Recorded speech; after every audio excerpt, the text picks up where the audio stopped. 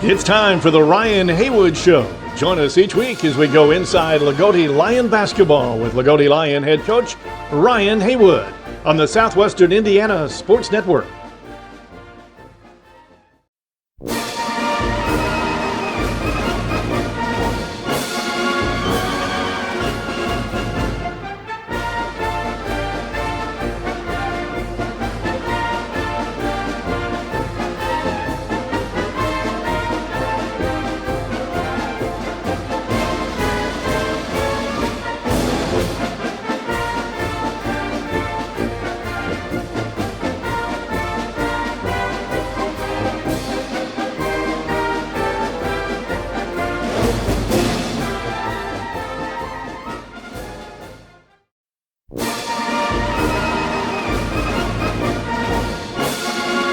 Greg Bateman with the coach, Loogootee Lion head coach Ryan Haywood, and coach, as hard as it is to believe, we are at the end of the regular season. It's over with, and the sectional coming up. Before we talk about the sectional, just reflect back a little bit about the season from beginning to end.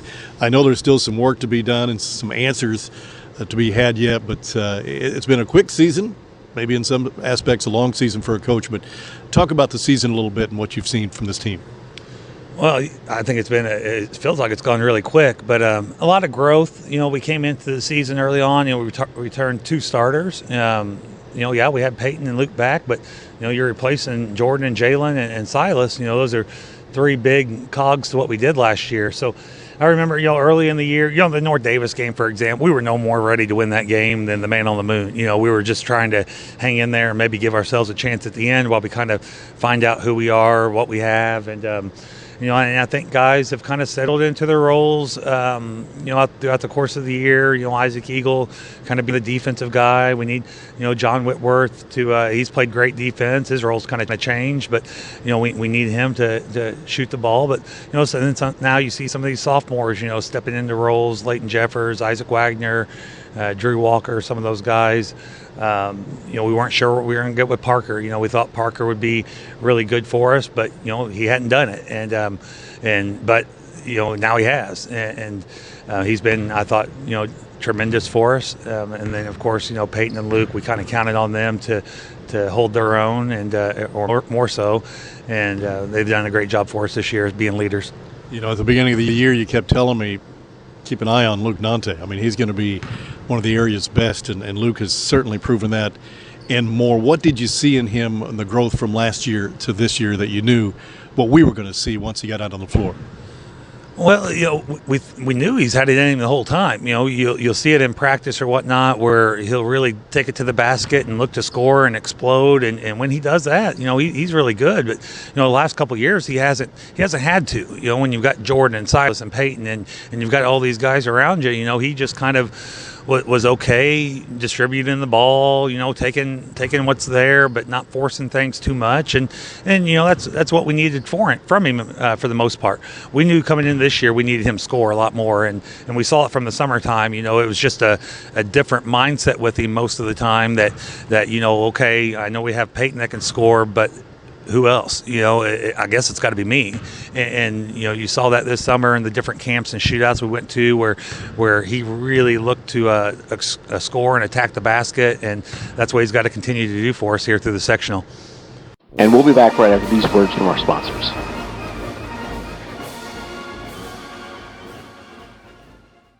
Wanting to scan those old videos, films, or audio to DVD? We'll look no further than Milligan Communications. We can also scan your old pictures, slides, and negatives to picture quality as well. With thousands of happy customers, let Milligan Communications help put your treasured memories on a digital media. Call Milligan Communications today at 812-630-2449. Milligan Communications, capturing your yesterdays.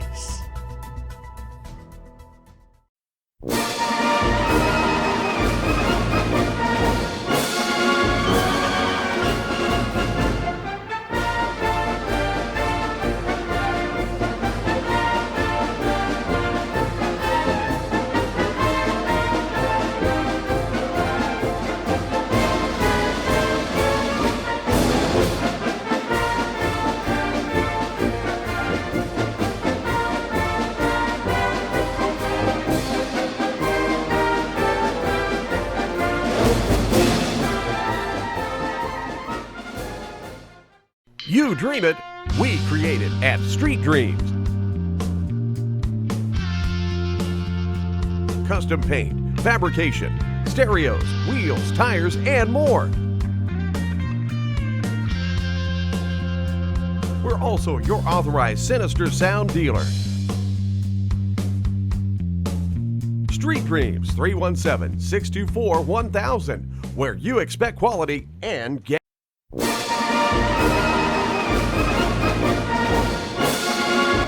So we get to the sectional. Starts on Tuesday, of course, and I'm assuming you're with the team. The draw comes out, and just like all of us, we see we got to go the long way. So your message, as soon as you saw that draw to the team, was what? Well, we've had the good draw the last couple of years, and we just couldn't finish it off. And I told them it was the same thing at Princeton. We were right there on the cusp for a couple of years, had a nice draw, and we just couldn't get over the top. And then when we got the bad draw, we won it. And I think there's something to going into the tournament, knowing you've got to play your rear ends off right from the get-go on a Tuesday night against a very good state-ranked Orleans team. There's no time. I mean, you kind of get in a groove of playing good basketball against good, high-quality opponents, and that kind of sometimes just springboards you throughout the sectional. So, like I told someone else on a different interview, you're not going to get an easy draw in 63. There's just not one. You're going to play someone or two, or in our case, three teams that are very, very good, that are more than capable of knocking you off. Well, when you talk about the tournament, Orleans, of course, your opener on Tuesday night. Last year, we've had their number. I mean, let's face it, we played them very well, particularly in the tournament. This year, we did as well. So there's a looming matchup next Friday, Loogootee and Bar Reeve. And how do you keep your kids focused on Orleans? Well, I thought Orleans gave us everything we wanted here in the regular season. We ended up pulling away there some in the second half, but I think our kids realized that matchup. This isn't last year. This isn't where we can just come in and physically just kind of stomp on them and make it tough for them to be able to do anything. They're very skilled, they're very quick, they're scrappy, and they're a good ball club. And if they're hitting their shots against us on Tuesday night, we'll have more than our hands full. So, we won't even discuss Bar Reeve. Obviously, won't talk about them. It's all about Orleans starting right here today. Yeah, it's interesting. Last year, we seemed to cruise right into the sectional, and then it went to a screeching halt. This time it just seems like every game's an adventure. We're kind of up and down as the way we play, and we're going into the tournament right now with what we've got, maybe even some illness. But how do you feel about your team right now going into the tournament?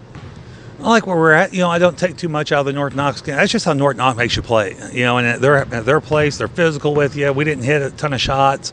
Obviously, Isaac Eagle wasn't there, so that hurts us some on the defensive end. Hopefully we have Isaac back here for the sectional. But I thought we were playing good ball, heading into that. I don't feel like we've really peaked yet, and we talk about playing our best at the right time and hitting our peak, and we've played well at times, but I'm not sure we've seen our ceiling yet, and that's a good thing. That's okay. I thought last year, we played really well for an extended end of the season there, but you got to remember what Bar Reeve was.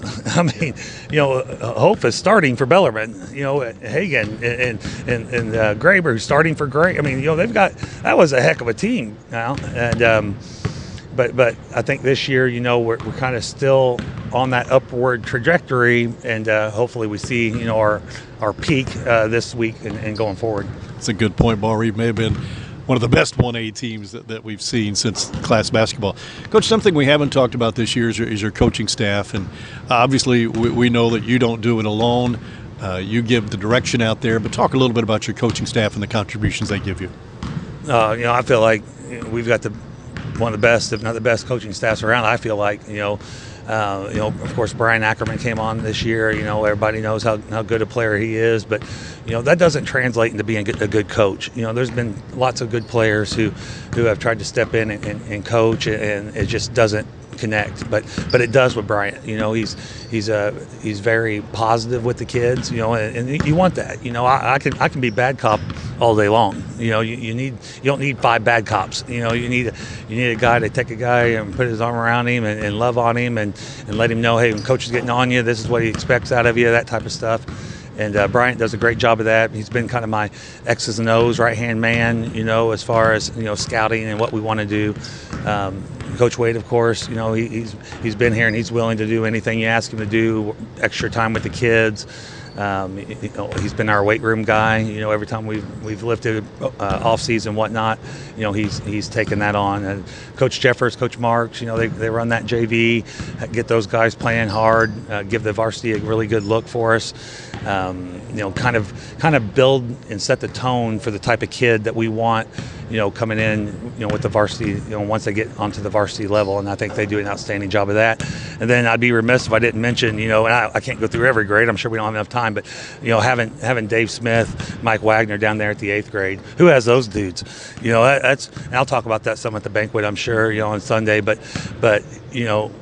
what a blessing when we got a talented 8th grade group, and they need, not that they haven't had good coaching, but they needed high school coaching, to kind of push them over the top and get them ready for the years to come, and for those guys to kind of swallow their pride and their ego a little bit and say, okay, we'll do the junior. It would have been easy, Coach Wagner, he could take my job.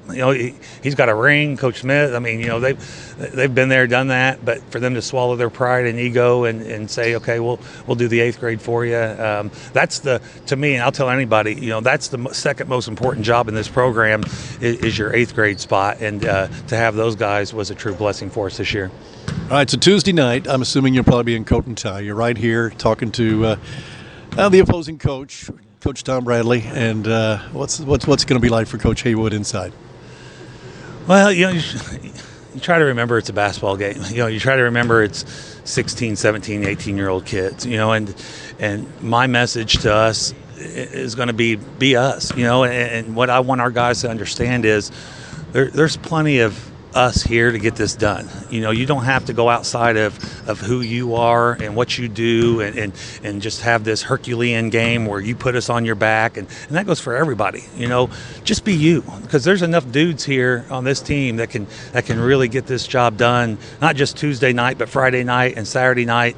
If we just focus on what we're doing, concentrate every single possession. I know it's cliche, but that's what we got to do, man. So I feel like the kids sometimes feed off, kind of the feelings of they can kind of get a sense of how you're feeling. Are you nervous? Are you not nervous? So I just want to kind of keep the kids cool and calm and don't want to make it bigger than it is. But at the same time, they've got to understand we've really got to come out here and bust it on Tuesday night, or there will be no Friday night. All right, Coach, it's been a fun team to watch. We'll see you next week. Okay, appreciate it.